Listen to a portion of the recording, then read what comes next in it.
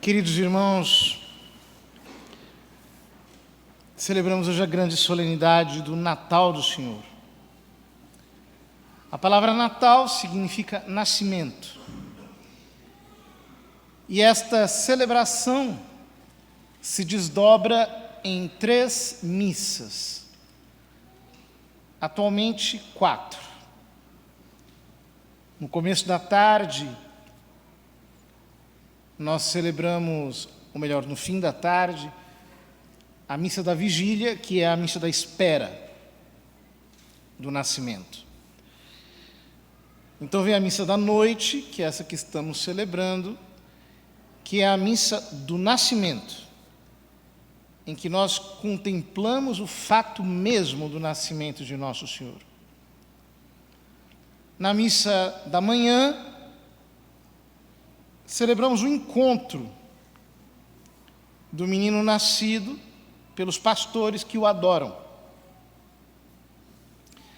Então, o centro desta missa não é o ato do nascimento, mas a adoração daquele que é recém-nascido.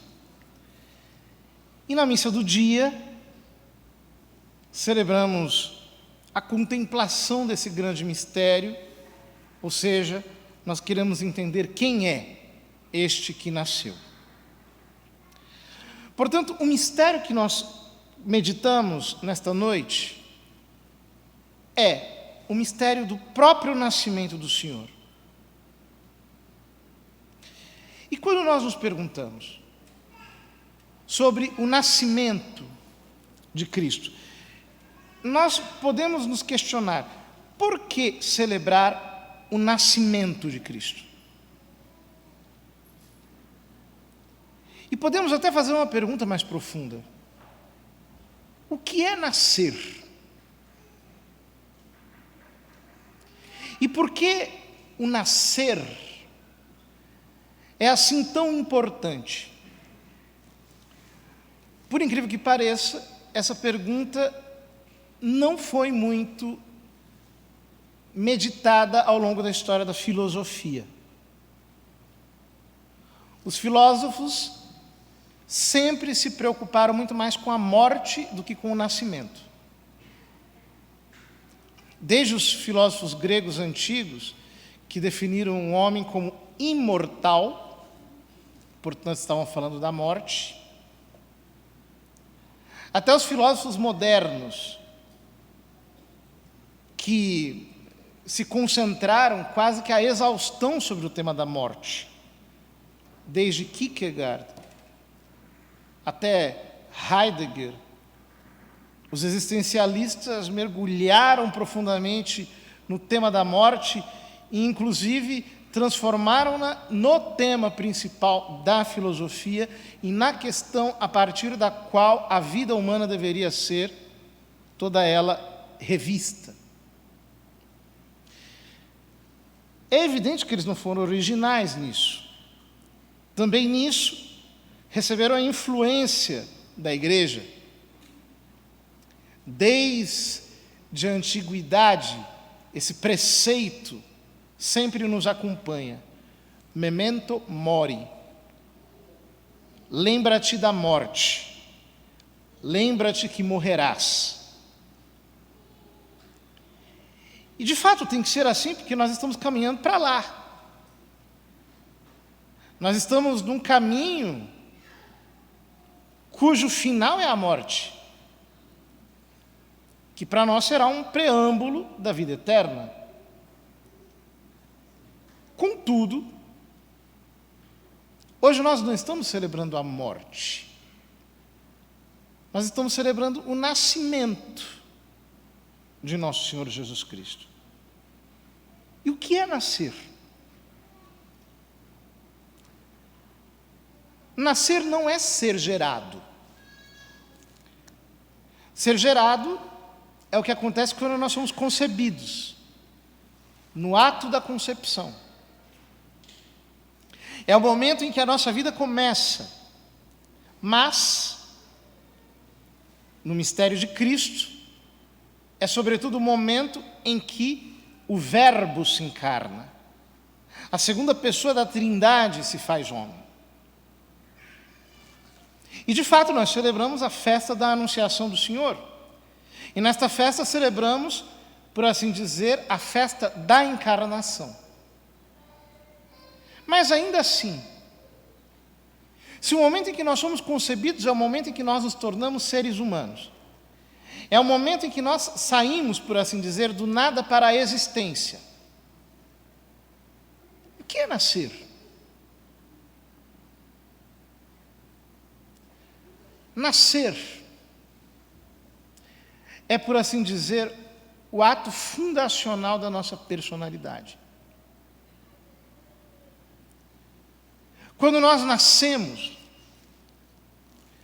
nós, por assim dizer, conquistamos, pelo desenvolvimento da nossa vida humana, uma certa autonomia biológica. Ou seja, até nós nascermos, nós dependemos estritamente das nossas mães. Nós vivemos dentro do seu útero e ali nós nos alimentamos, ali nós subsistimos. No momento em que nós nascemos, nós inauguramos, por assim dizer, a nossa jornada individual ao longo da nossa vida. É o momento, de fato, em que se inaugura a nossa individualidade. Que é uma individualidade dependente, porque nós não viemos do nada. Ninguém se autogerou. É uma individualidade em relação. É uma individualidade que efetivamente não está sequer acabada, porque, de certo modo, quando nós nascemos prematuros. Diferentemente dos animais, que têm maior independência, e, de certo modo, nós permanecemos prematuros, porque o processo de amadurecimento leva a vida inteira. Portanto, quando nós nascemos, nós começamos a nascer e não paramos mais de nascer. Aqueles mesmos que fizeram um existencialismo sobre a morte, deveriam ter feito um existencialismo sobre a vida. Porque a nossa vida depende essencialmente do momento em que nós nascemos. O momento em que nós nascemos nos define. Todos nós sabemos o dia em que nós nascemos e comemoramos essa data. Todos nós sabemos o lugar em que nós nascemos e quando nós nascemos, nós ganhamos um nome. Ou seja, a nossa individualidade é reconhecida. E não apenas reconhecida, mas é certificada. Se torna algo público. Porque a nossa vida passa a deixar uma marca no mundo. E por assim dizer, a nossa existência deixa de ser anônima e passa a trazer algo de novo, algo de original, algo de nosso, algo de genuíno. Nascer é fazer uma passagem da escuridão do ventre para a luz do mundo. Uma passagem da água do ventre para a frieza do ar. Uma passagem de uma temperatura estável, sempre corpórea, para o oscilar das temperaturas, do calor e do frio. É uma passagem do fechamento para a abertura. E por isso nascer é arriscado. comporta olharmos para o mundo e entrarmos em relação com ele. Sair de uma posição de segurança e entrar numa posição de risco. Por isso que todos nós gostamos de, às vezes, um pouco de escuridão, um pouco de breu, um pouco de aconchego, um pouco de escondimento, um pouco de agasalho. Porque estar o tempo todo exposto à luz, estar o tempo todo exposto ao ar, estar o tempo todo exposto à intempérie, ao calor, ao frio, ao mundo, é arriscado. E, de certo modo, é até desagradável. Porque nascer é uma tarefa que não termina. E ao longo da vida nós temos que nascer, muitas vezes. Ora, quando nós celebramos o Natal, nós celebramos a realidade de um Deus que quis nascer. Ele não teve horror a nada disso. Nós dizemos no Te Deum, non horruisti virginis uterum. Não tivestes horror do útero da virgem. Ele que é espírito, não teve horror de se fazer carne e na indigência da nossa carne descer até as nossas vísceras e nascer. Ele nasceu. O Deus encarnado nasceu. Houve um momento na história que São Paulo chama de a plenitude dos tempos, em que Deus enviou seu Filho nascido de uma mulher, nascido sujeito à lei, para resgatar aqueles que estavam sujeitos à lei. Deus se fez homem e nasceu. Ele inaugurou uma biografia no mundo.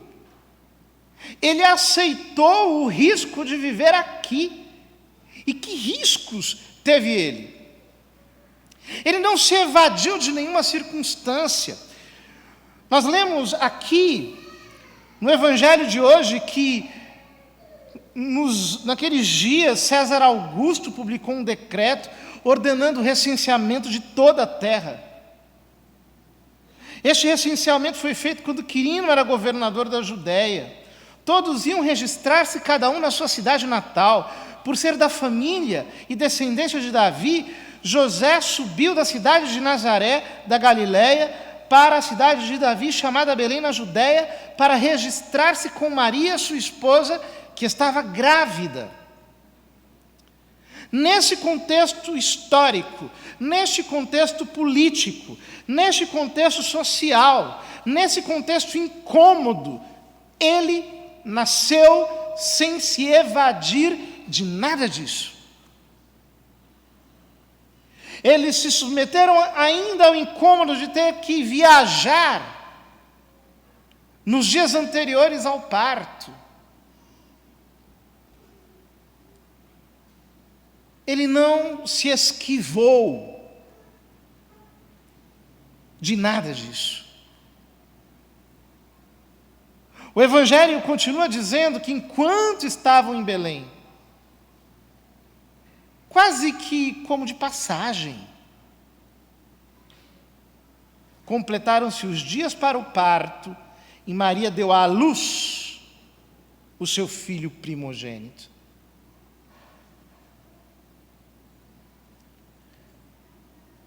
É impressionante. Profecias estão se cumprindo enquanto eles estão vivendo.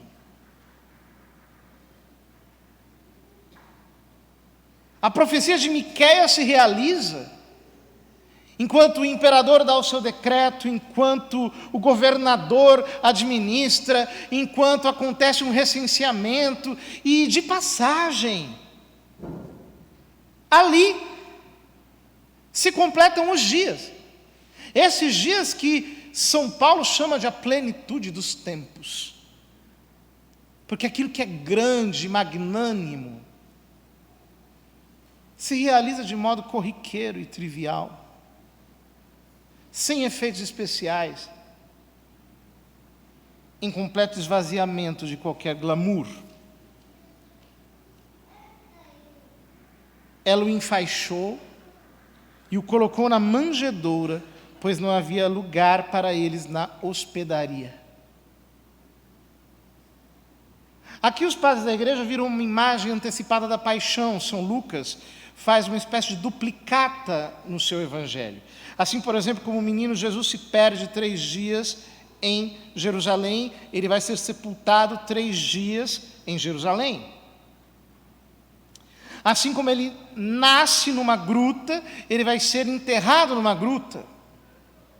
Assim como ele será enfaixado pelo sudário, aqui ele é enfaixado pelo coeiro feito pela Santíssima Virgem.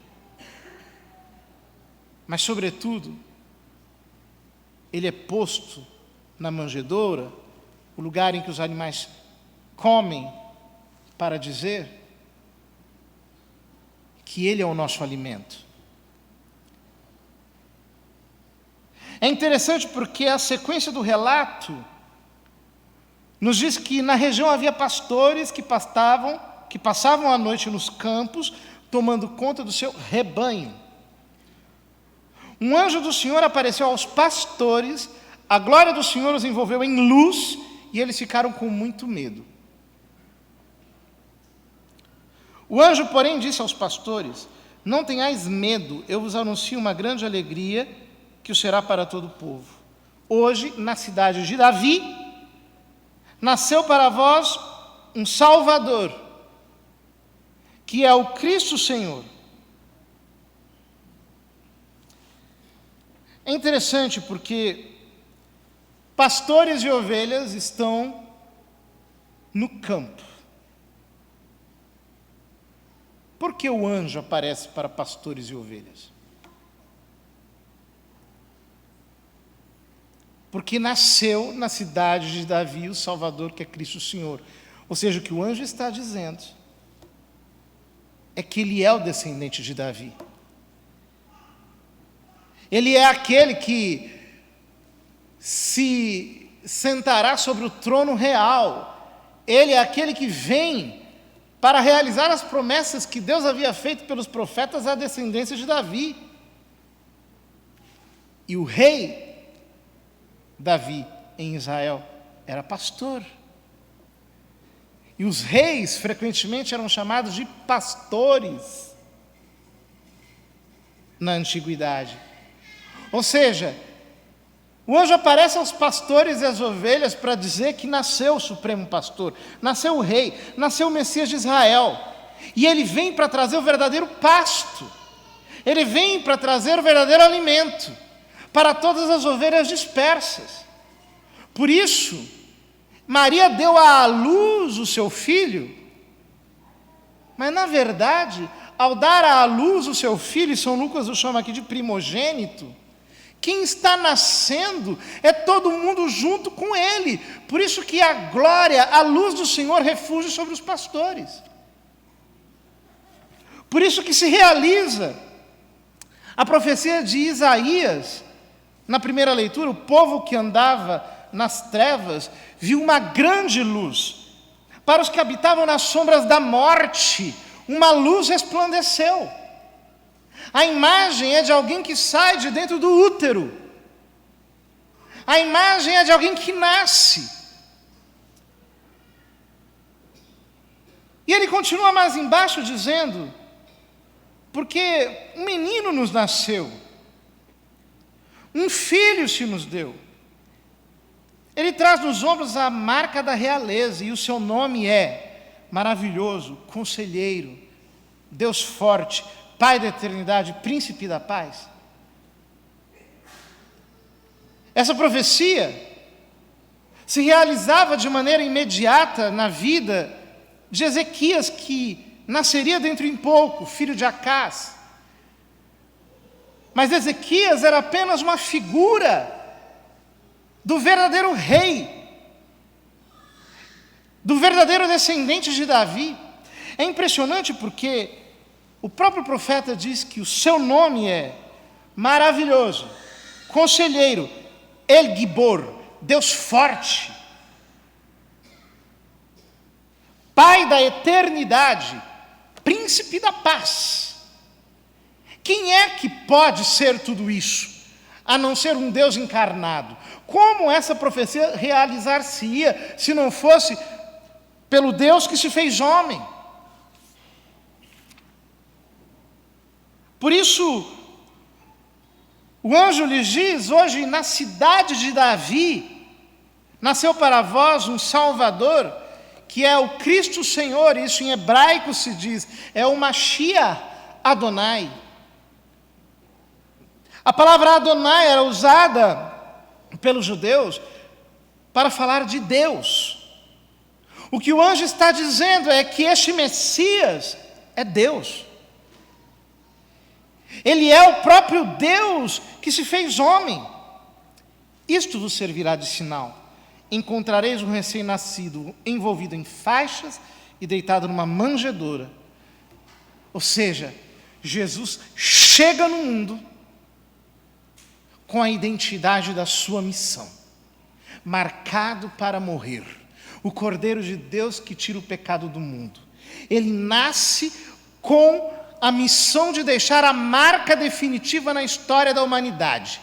A sua vida não é qualquer vida, a sua vida é a vida, é a única vida que verdadeiramente existe, porque Ele é o Logos, a palavra eterna de Deus. Ele é o sentido do universo inteiro.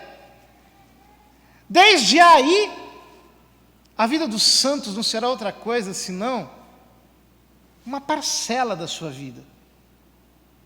A vida dos justos não será outra coisa senão a tentativa de recontar a história dessa vida, dessa biografia, inaugurada nesta grande noite do Natal. De repente juntou-se ao anjo uma multidão da corte celeste. Cantavam louvores a Deus dizendo: glória a Deus do mais alto dos céus. Por quê? Porque este menino, cujo nome é maravilhoso, conselheiro, Deus forte, Pai da eternidade e príncipe da paz, é a glória de Deus. É Ele que vai recapitular em si toda a criação. É através dele que o mundo inteiro retornará para a sua origem. Ele é o Redentor, Ele é o Salvador. Por isso, glória a Deus no mais alto dos céus. E ao mesmo tempo, paz na terra aos homens por Ele amados. Paz na terra, porque Ele veio acabar com a questão que havia entre nós e Deus. Ele veio para acabar com o pecado, para tirar este problema do nosso caminho, para oferecer um sacrifício que será verdadeiramente aquele que acabará com a guerra entre o homem e Deus. É por isso que, na segunda leitura, nós lemos esse trecho da carta de São Paulo a Tito, em que ele diz: a graça de Deus se manifestou, trazendo salvação para todos os homens. A graça de Deus apareceu. Nascer é aparecer. Quando você nasce, você aparece. Todo mundo quer ver a criança. Mas quando Cristo nasceu, a graça apareceu. Isso é maravilhoso, porque isso significa não apenas que Ele é a graça, Ele é o autor da graça, que Ele é o Salvador, mas isso também significa que a olhar para esse menino, e todo bebê é gracioso. A graciosidade de Deus se revela. Ele não tem medo de nascer. Ele não tem medo de César, ele não tem medo de Quirino, ele não tem medo de Herodes, ele não tem medo de ir para o Egito, ele não tem medo de enfrentar todos os dissabores, porque a graça de Deus apareceu.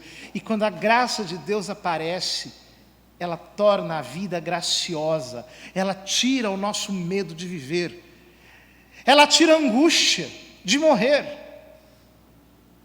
Ela nos faz viver a vida inteira pendentes de um nascimento que está se operando em nós, que vai se derramar como vida na eternidade. É por isso que nós não temos medo de celebrar a vida, é por isso que nós não temos nenhum tipo de vergonha de celebrá-la, porque a graça de Deus se manifestou. E se a graça de Deus se manifestou, isso significa que em Cristo, só em Cristo, a vida é bonita e é bonita. Somente em Jesus. Eu posso viver tranquilamente, sabendo que tudo está consumado. Somente na vida dele eu posso descansar em paz, eu não tenho medo da luz. Porque a luz ilumina o que precisa ser iluminado. Eu não tenho medo do ar. O ar me refresca. Ele é vento e eu me deixo levar por ele. Eu não tenho medo de lutar, de enfrentar, de sofrer, de morrer, de passar por todos os traumas pelos quais eu tenho que passar, porque a graça de Deus se manifestou e ela nos ensina a abandonar a impiedade, as paixões mundanas e a viver neste mundo com sensatez, justiça e espiritualidade, que é o que significa a palavra piedade. Aguardando a feliz esperança e a manifestação, o aparecimento da glória do nosso grande Deus e Salvador Jesus Cristo.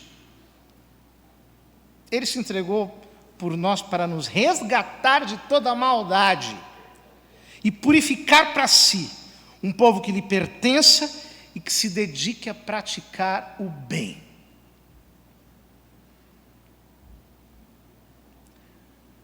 O nascimento de Jesus redime os nossos nascimentos. Não apenas o nascimento pelo qual nós saímos do ventre da nossa mãe. Jó amaldiçoou o dia que ele nasceu. Mas em Cristo, e no dia do seu nascimento, o dia do nosso nascimento se tornou uma bênção. E todo o grande processo de nascer que nós realizamos ao longo de toda a nossa existência, todos os renascimentos pelos quais nós temos que passar, também se tornam uma bênção, porque a graça de Deus se manifestou. Eu não sei o que te preocupa ou quais são os seus temores,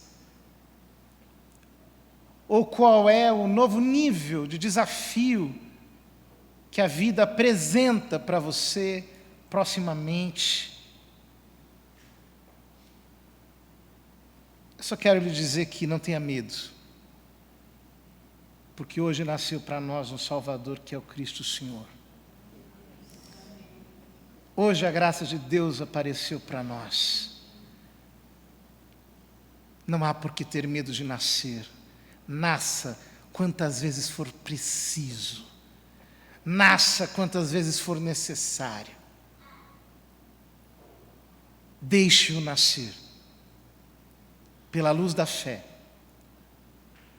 para que no nascimento dele nós encontremos a força desta grande alegria que jamais nos será tirada. Cantai ao Senhor Deus um canto novo. Cantai ao Senhor Deus a terra inteira. Cantai e bendizei seu santo nome. Esta é a sinfonia que hoje o universo inteiro dá